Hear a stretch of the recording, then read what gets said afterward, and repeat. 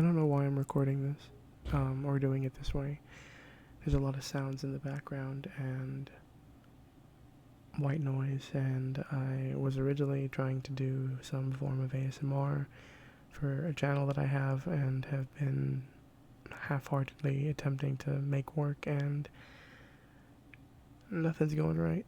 And I just feel like maybe posting a regular video or just talking might help. I am not really good at that, so I don't know, maybe talking to myself might help. And then talking to some abstract concept like the internet might help too, but I don't know. I feel like that feels so 2010, and it's not 2010 anymore, but we seem to be living in unprecedented times where each and every day we wake up, it's just another bar has been set of nobody knowing what is actually going on and what to expect. So I figure, why try to look for patterns, and why try to, I guess, justify it in a weird way.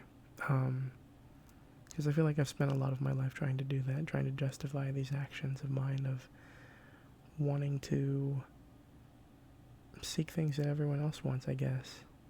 Attention, love, some semblance of significance in the world, both like our interpersonal world and the world at large. I'd moved out to California on a whim with my sister.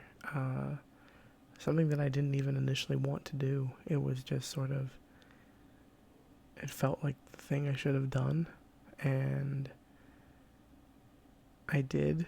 And for a time, it was really nice, you know. I struggled to find work, but I found work, and I met some really amazing people through that job that I still currently have, despite it all. And that first year, I lived in LA with my sister and her boyfriend at the time, and I don't know, I guess survived, lived. It doesn't feel like the right word for it. It just kind of felt like I was surviving. And then I had to come back to Texas for a little bit, which is where I was born. And that kind of felt a little humiliating after having made such a giant leap and change to set out, right? Like, I have, in my whole family, really, we've only ever lived in Texas, or there's no one else outside of the world that we know. And so leaving to California really felt like the major thing. And so to come back, even though it was for a few months, just felt so defeating and humiliating. I didn't really make an effort to see people as much as I wanted to, or make use of the time. I was just so insecure about everything. And then I got to come back, this time with the rest of my immediate family. And so it felt like a homecoming, but not really, because home was coming back with me. And now we're all out here and trying to make it work. And I had gotten into a relationship with a person that I wasn't great to, and who was nothing but great to me. And I lost them. It's been a month and some odd days since we broke up. Not that I'm trying to count. I'm really not trying to count. But it's been a month and some odd days. And I don't know what I'm doing with my life. I feel like I have spent such a majority of my time living in the service of others, but in such a way that's not, I don't know, noble. It's just living for the convenience of others, of what might make others comfortable rather than what might make me happy, or what might make my life better. I've been a people pleaser my whole life. I really hate thinking about people not liking me, or not I don't know. It's just been a thing. I really don't like thinking about that, and sort of thing like that leads to not being able to confront people and not being able to have those difficult conversations, and ultimately just like wanting to run away. Um, I did that a lot, in a lot of ways I still do. I run away. Um, and losing this person was sort of,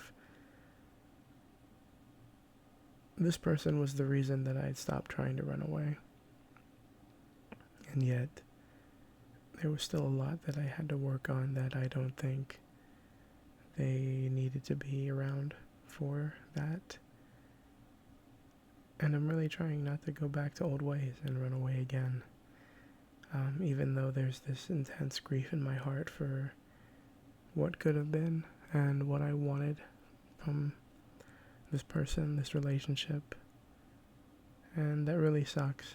And then even that feels like there's no period of grace. I feel like I'm expected not to feel this way, or expected that at a certain point I just gotta get over it. And I don't know, everything I'm watching from like movies and TV recently have all just been centered around the the complexities of relationships and losing relationships. I had recently seen the drama with Robert Pattinson and Zendaya, and that movie like really messed me up because it's really really well done and beautiful, and it focuses on like, I mean, it's a really romantic movie truly at the end of the day about, can someone be loved even after the worst thing that they've ever done, can someone be loved despite who they used to be? And I'm also watching like Rooster on HBO with Steve Carell, and that whole thing is also about messy relationships and making it work and trying to bounce back from heartbreak. And I don't know.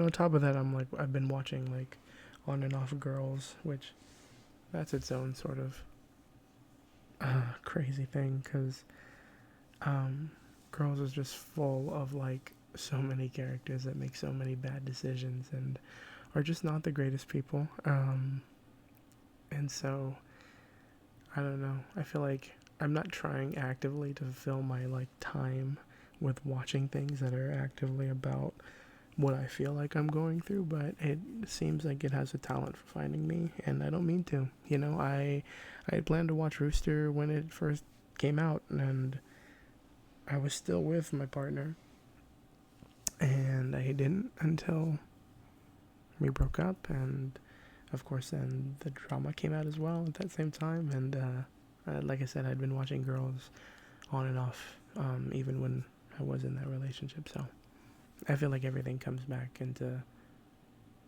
I don't know, not perspective, but I think things just happen the way they do, and I'm learning to be okay with it, I guess, as much as someone can be okay with like screwing up in such a major way that feels like there is no bouncing back from it. There's getting better and there's healing, sure, but bouncing back feels like it's a whole other thing. I feel like the person that I was on track to becoming, the growth, the person I wanted to be with this other person, they took that with them. And I don't mean that in any sort of accusatory way or some like negative way. I think that's just in how things shake up with breakups like that,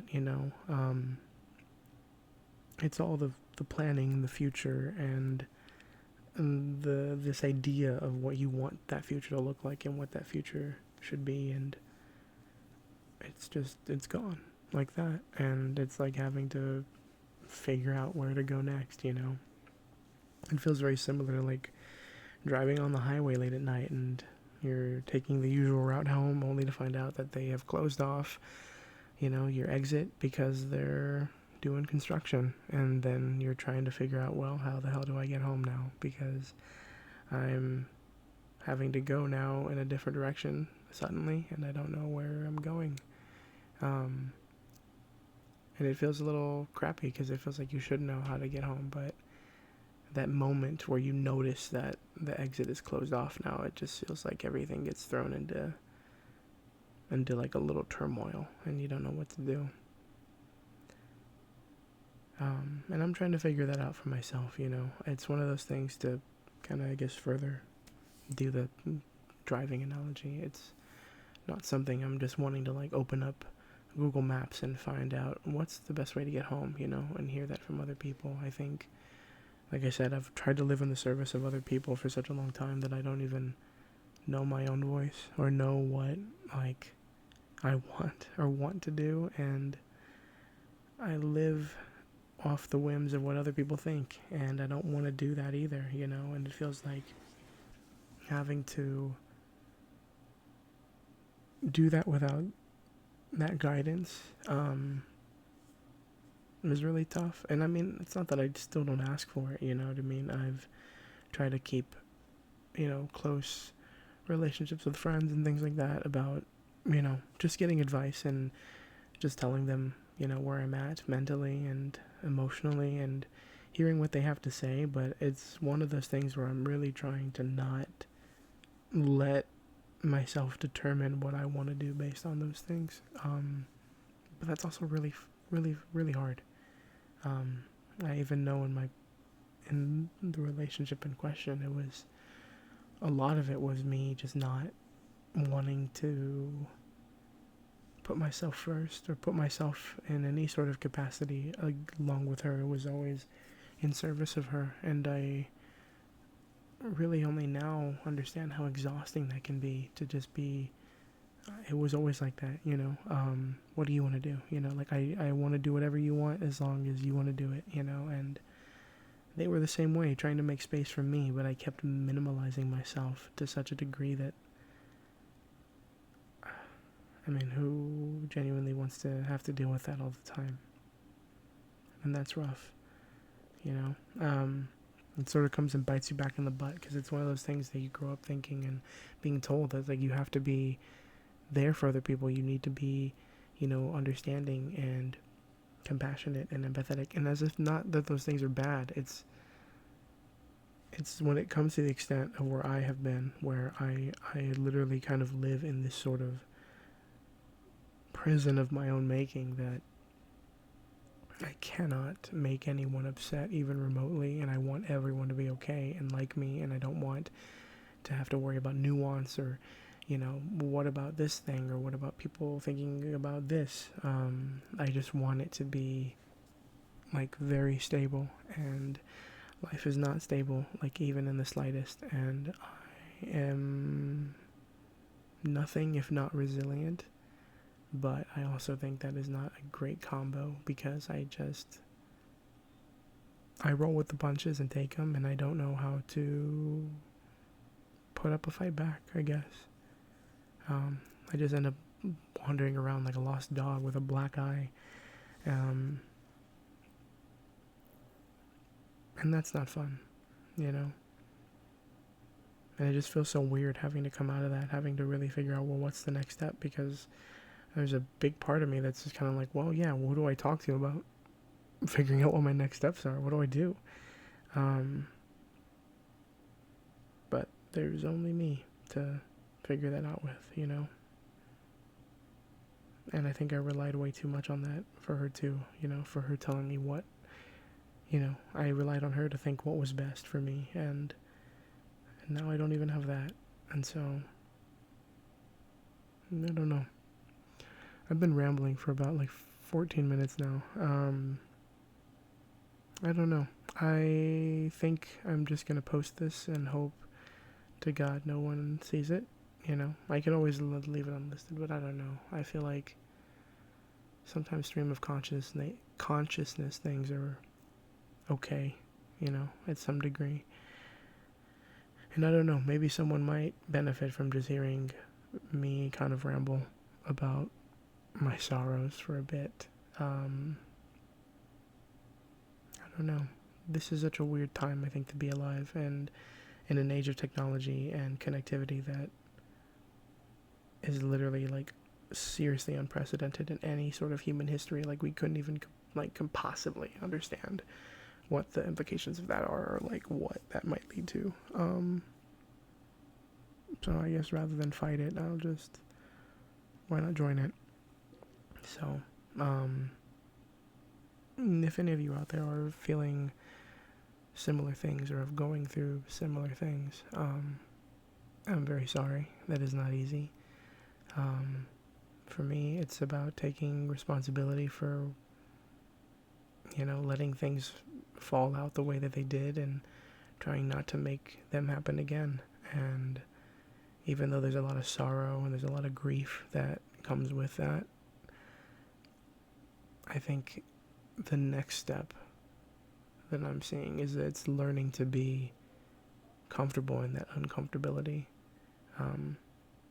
Because like I said, I've always been the person who ran, and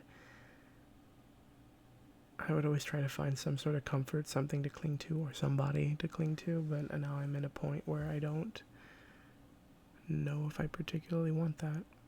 And so it's just kind of trying to rely on me being okay with not being okay. And that's a very strange place to be. So know that you are not alone and that it will be okay. And just keep powering through. So I wish you the best.